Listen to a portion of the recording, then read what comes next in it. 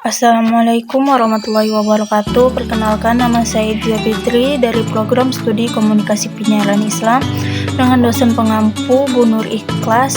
Di sini saya ingin mengumpulkan tugas pengganti UTS dengan menjelaskan apa yang saya pahami tentang materi-materi sebelumnya yang sudah saya pelajari.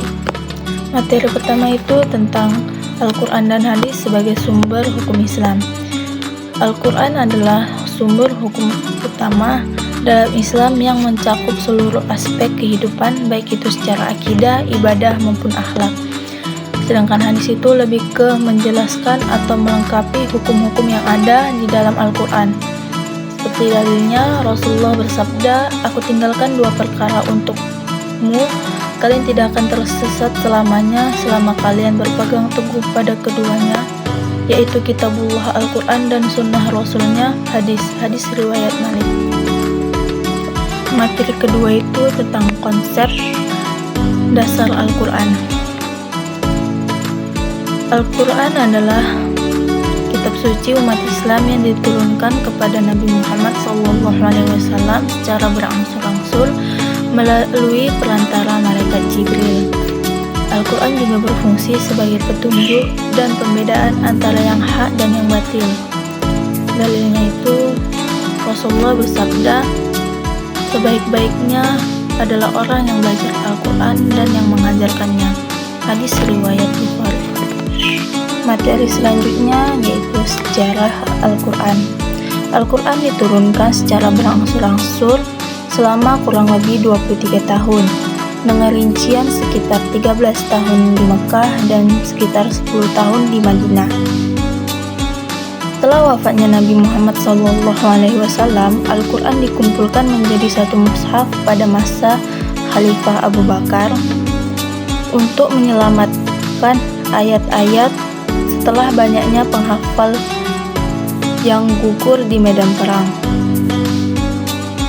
Setelah itu, Al-Quran disempurnakan pada masa Khalifah Utsman bin Affan sehingga menjadi mushaf Utsmani. Seperti dalilnya dari Aisyah radhiyallahu anha, beliau berkata, "Permulaan wahyu yang datang kepada Rasulullah SAW adalah melalui mimpi yang benar. Kemudian malaikat Jibril datang membawa wahyu seraya berkata, 'Iqra', bacalah.' Hadis riwayat Bukhari dan Muslim.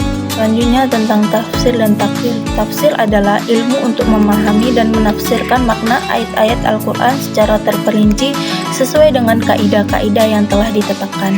Sedangkan takwil itu adalah penafsiran makna yang lebih dalam dan tersembunyi yang mungkin berbeda dari makna lahiriah. Seperti dalilnya, Rasulullah bersabda, "Barang siapa yang menafsirkan Al-Quran dengan pendapatnya sendiri, maka hendaklah ia bersiap-siap menjadi tempat duduknya di neraka." Hadis riwayat Tirmizi. Berikutnya materi tentang ilmu-ilmu Al-Quran. Ilmu-ilmu Al-Quran adalah cabang ilmu yang membantu memahami Al-Quran secara mendalam. Contohnya, ilmu tafsir qiraat seperti bacaan, dan ilmu asbabun nuzul, sebab-sebab turunnya ayat. Ilmu ini penting agar penafsiran Al-Quran tidak keliru. Dalilnya, Rasulullah bersabda, "Barang siapa menempuh jalan untuk mencari ilmu, maka Allah memudahkan baginya jalan menuju surga." Hadis riwayat Muslim. Materi terakhir tentang studi Al-Quran di negeri Melayu. Studi Al-Quran di negeri Melayu mulai berkembang sejak masuknya Islam ke negeri Melayu melalui perdagangan Arab, Gujarat, dan para ulama pada abad ke-13.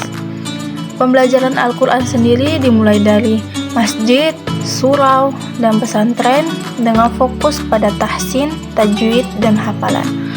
Para ulama Melayu kemudian mulai menulis tafsir dan terjemahan Al-Quran menggunakan bahasa Melayu Jawi. Tokoh tafsir Melayu ada Abdul Al-Rauf Al-Singkili yang berasal dari Aceh. Beliau penulis tafsir Turjaman Al-Mustafid, yaitu tafsir Melayu yang pertama. Dalil hadisnya, Rasulullah bersabda, "Sampaikan dariku walau satu ayat Hadis riwayat Bukhari. Sekian penyampaian dari saya. Mohon maaf bila ada kesalahan kata, baik disengaja maupun yang tidak disengaja. Saya akhiri dengan wabillahi taufiq wal hidayah. Wassalamualaikum warahmatullahi wabarakatuh.